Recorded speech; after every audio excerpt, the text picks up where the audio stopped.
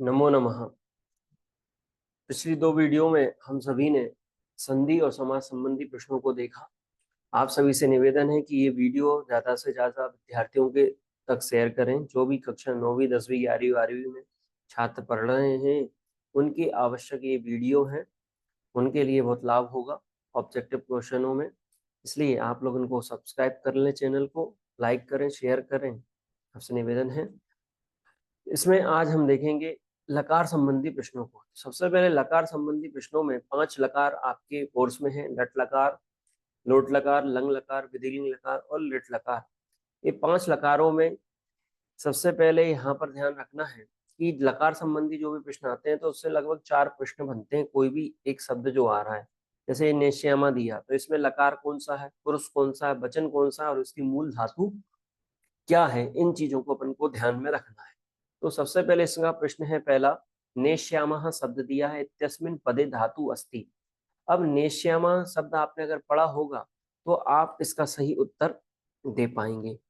ठीक है, अगर आपने नहीं पढ़ा होगा तो ये अधिकांश आपके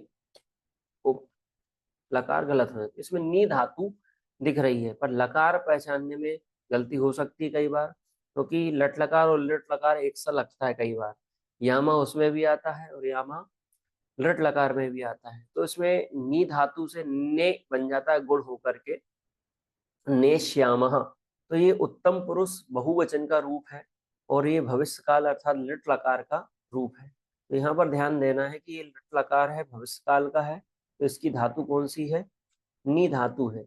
अब अधिकांश बच्चे क्या करते हैं कि नेश दिख रहा है मिलता जुलता तो अपन इस पे टिक कर सकते हैं, ये भी दिख रहा है मिलता जुलता आदर्शा दिख रहा है या ये टिक कर सकते हैं। तो ये आपको ध्यान रखना है कि मूल धातु क्या है वो आपको पता होनी चाहिए। तो इसका उत्तर सही क्या है, नी।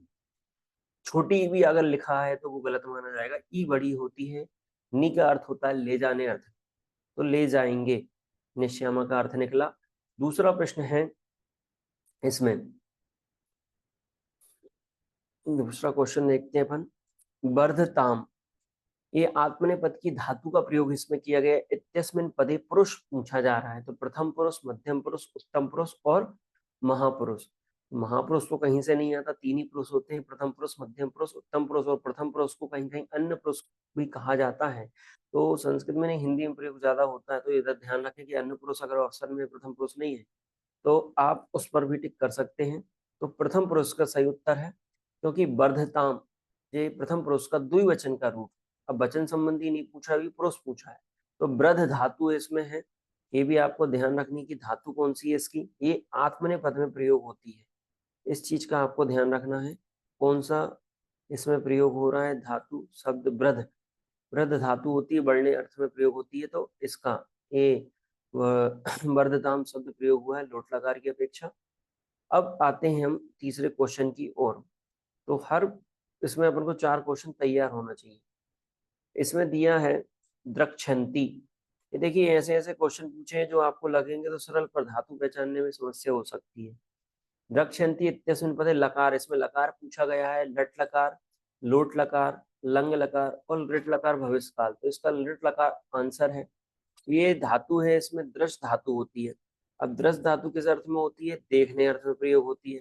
तो दृश धातु इसका है। और कहीं कहीं पर भी आपको पश्च समझ लेते हैं तो इसमें पश्च नहीं आएगा। इसकी मूल धातु क्या है, दृश्य धातु है। धातु कौन सी है इसमें, दृश्य धातु है। दृश्य से लृट लकार भविष्य काल में रूप चलते हैं, द्रक्षति बन जाता है, द्रक्षति, द्रक्षता, द्रक्षंती। तो ये बहुवचन है, प्रथम पुरुष है और लृट लकार है। इसकी मूल धातु लिखेंगे क्या अपन, दृश्य। दृश्य लिखना है, पश्च नहीं लिखना है। ऑप्शन में भी आ जाता है, कई बार कंफ्यूज हो जाते हैं। पर पश्च से बाकी 4 लकारों में, लट लकार में अगर रूप बनाएंगे तो पश्यति, पश्यता, पश्यन्ति। लोट लकार में पश्यतु, पश्यताम, पश्यन्तु।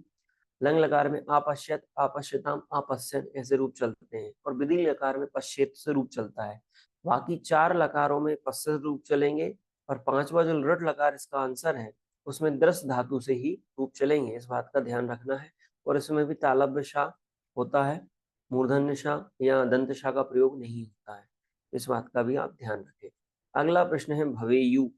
इत्यस्मिन् पदे वचनम अस्ति। अब भवेयु कहाँ का रूप है? सबसे पहले तो पांचों लकारों के आपको एक एक सामान्यतः सबके रूप याद नहीं होंगे, लेकिन अगर आप पठ धातु के भी पांचों लकार के रूप याद कर लेते हैं तो अधिकांश क्वेश्चन आपको आसानी से बन जाएंगे।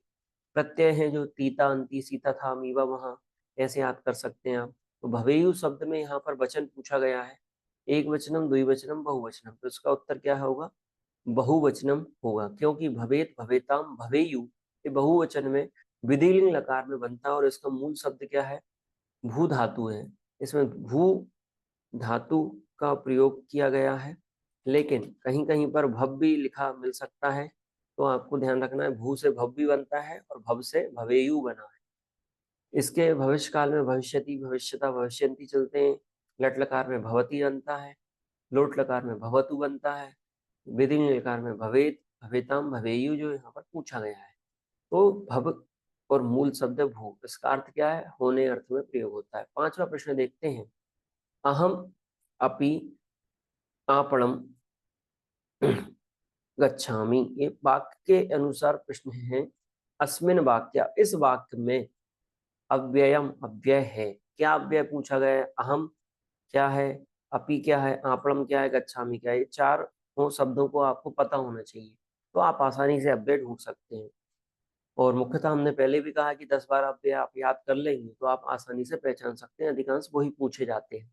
तो अहम शब्द क्या है? सर्वनाम शब्द है जिसके रूप अस्वद के प्रथमा व्यक्ति एक वचन में अहम बनता है। आपणम संज्ञावाची शब्द द्वितीय व्यक्ति एक वचन का रूप है। गच्छामि क्या है? क्रिया है, तो गम धातु से गच्छामि उत्तम पुरुष एक वचन लट्लकार में बनता है। तो इस प्रकार से इसका उत्तर सही क्या हो जाएगा? अपि। और अपि क्या है? एक उपसर्ग भी है। क्या है उपसर्ग? अपि। अपि क्या है? एक उपसर्ग है।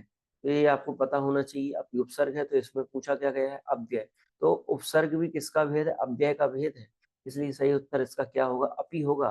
तो इस प्रकार से हम सभी ने आज लकार संबंधी प्रश्नों को समझा। आगे की कक्षा में हम प्रत्यय समझेंगे। आप सभी का दिन शुभ हो और आप सब्सक्राइब, लाइक, शेयर जरूर कर दें। धन्यवाद।